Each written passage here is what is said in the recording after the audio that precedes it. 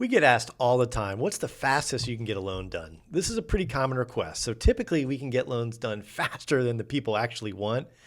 But what if you do want to close super quick? What are the legal minimums? What kind of things can you do to ensure the success in navigating the home loan process and closing on a home in a timely manner?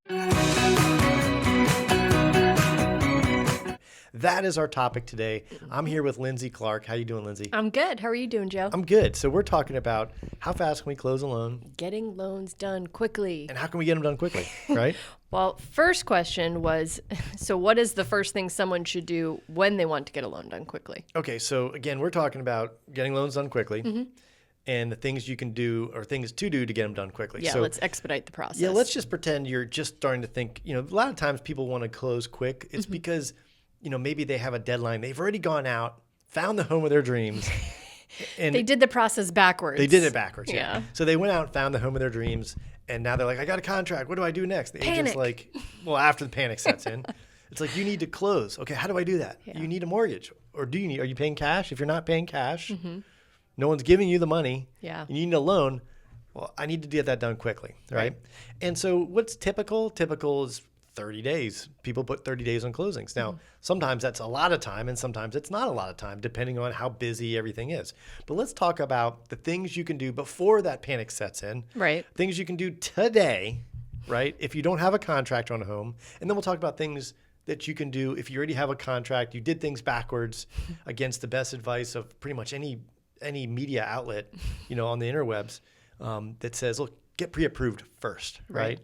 So we're talking about pre-approval first, and then we'll go into some other things. But the first thing that you can do in order to expedite the process is to get an actual pre-approval done. So what is the pre-approval process for a mortgage? Okay, so a pre-approval, I'll talk in two different terms. I'll talk into what industry standard might be. Right. And then I'll tell you what is preferred for most consumers, okay? Okay. Whether they know it or not. Industry standard is, you call a lender, typically you're given a referral by your agent or a friend and family member, and they say, call this lender. They do a great job. We've had good experiences with them in the past. They pick up the phone, they call that lender. The lenders take some basic information, income, assets, credit, maybe pulls credit, maybe doesn't, and they give you they might call it a pre-approval, but it's called a pre-qualification. Yeah. It's a discussion of your income, your assets, your credit. Do you look like you qualify? Does it appear that you qualify without actually checking any documents? So is this like when MasterCard sends me something in the mail and tells me I get a credit line of $50,000 and then you fill it out? Then they get to know you a little bit better? Yeah. No. It's like that. But most lenders out there, most good loan officers will take the right amount of information. They'll collect documentation from you and they'll review the documents and say, yeah, it looks like they can get a mortgage. Then they'll send you a letter of pre-approval, right? Right. And so the problem is that most lenders out there, most people don't know all of their inner workings, and that if that lender's pre-approval is actually, if that loan officer's pre-approval is actually any good or not. Right. So there's another way to do it. It's actual pre-approval is, they talk with the borrower, they collect documentation. The documentation goes to the underwriter. The underwriter approves the documentation, makes sure it meets the guidelines. And this is the best way. This is the hack, as they say, in order to get your loan done faster, because they've looked at you. If you're going to the underwriter that's going to approve your loan later on, right, you're good to go with that lender, right? So I would highly recommend the first step would be to find a lender that actually does a true pre-approval, where the underwriter who's going to give the final decision on the loan is the one that's reviewing it up front to make sure, hey, look, we've dotted all the I's, all the T's are crossed for the most part. We've collected documentation. We've proven income, assets, and credits, not just a conversation. And this should reduce your time frame down the road, because these are things you don't have to do later. Nice. You might have to update some paperwork depending on how long it's been, but that pre-approval step, an actual pre-approval. So if you're talking to a loan officer out there, ask them, has an underwriter reviewed my documents and approved them? Yeah. Or is this salesperson you're talking to just trying to see what sticks against the wall? Yeah. So, okay, let's say we've gotten to the point where we've got the mortgage approval. What steps are next? What should a buyer expect post-approval? We'll call it pre-approval, okay? Okay. We'll call it pre-approval because it's still, in a loan approval, you have some other things like title work, appraisals, and things like that. So once you get that pre-approval, you go out shopping for the for the house, right? Right. Then you find the house, you write a contract, talk to your loan officer, communicate with your loan officer and ask them, hey, listen, I want to make a really attractive offer to the seller. And the seller wants to close quickly. How fast can I close, right?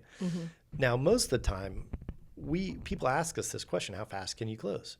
And it's not a matter of how fast we can close, because there's a legal minimum, all right? So legal minimum, because of disclosures and what's called TRID, TILA, RESPA integrated disclosures, there's a bunch of rules and laws that apply to how fast we can do things and the things we have to disclose legally on the way there. So typically 7 days and closing on the 8th day is the fastest from application to close, all right? And most people don't want to close that fast. They're like, well, the seller's got to move their stuff out. We're not ready to close that fast. We have to do inspections.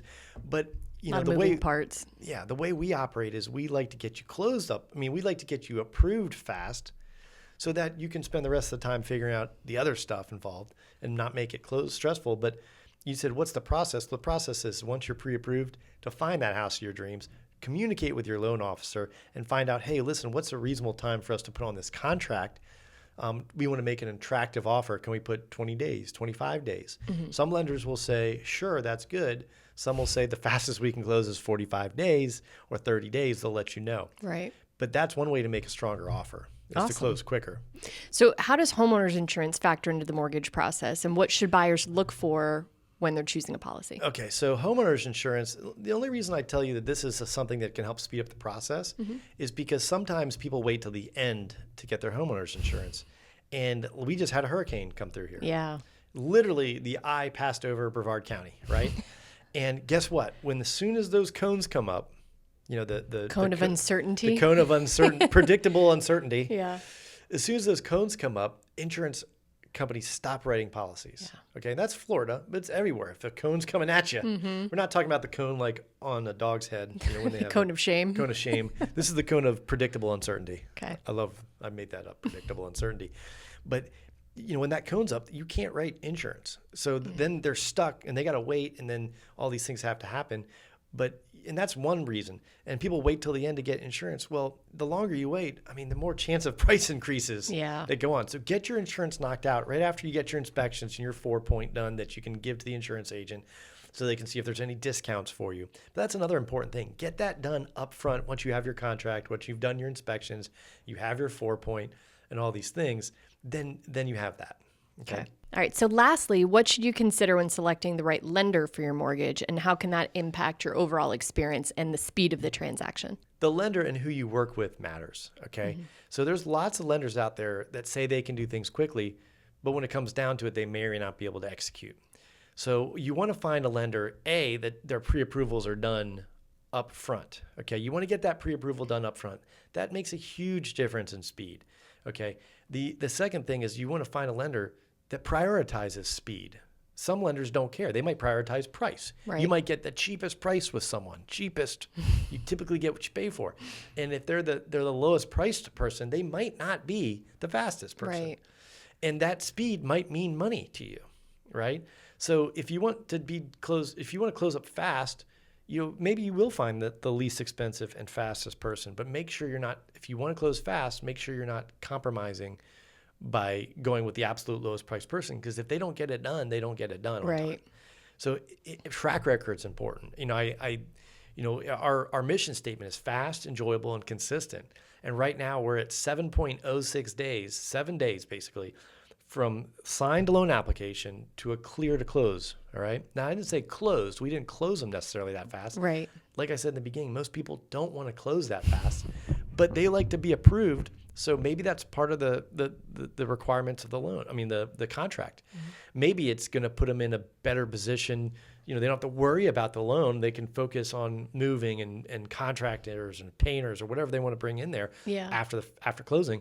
But that gives them time to focus on the other things and not worry about the loan the day before closing. Yeah. Right? Now they have options. You have options. Yeah. Right. Awesome. Well, that's all I had for you. Okay, cool. Well, look, if closing fast is a priority, that's what we do and we specialize in. We have 7 days as right now on average from that signed loan app to clear to close. All of our pre-approvals, Lindsay, guess who does our pre-approvals? Is it the loan officer? I would hope not. I think it might be the underwriter. It is. And underwriters do them because we want to make sure that when we give out a pre-approval letter, Yeah. we call it a secured approval letter, a SAL, when we give those things out, that they mean something, right? Yeah. We don't like to give those things out and people come back and say, look, I thought you told me I could get a loan. Walking around with a bill of false goods. Right, yeah. That's not how we operate. Yeah. And so that's what if you want to get done faster, make sure you're working with someone that can do the loan fast. Make sure you're working with someone that does it time and time again, Yeah. that does the things up front that will get you to the closing faster, right? Yep. If speed's important to you, now, how long is a typical closing? 30 days. What's the legal minimum? 7 and closing on the 8th day, as long as proper disclosures have been done along the way. So that's all we got. So if you have any questions in this, comments, concerns, please put them down below. Like, subscribe, share, do all those things the kids ask that you do on these types of videos. Thanks again. We'll see you next time.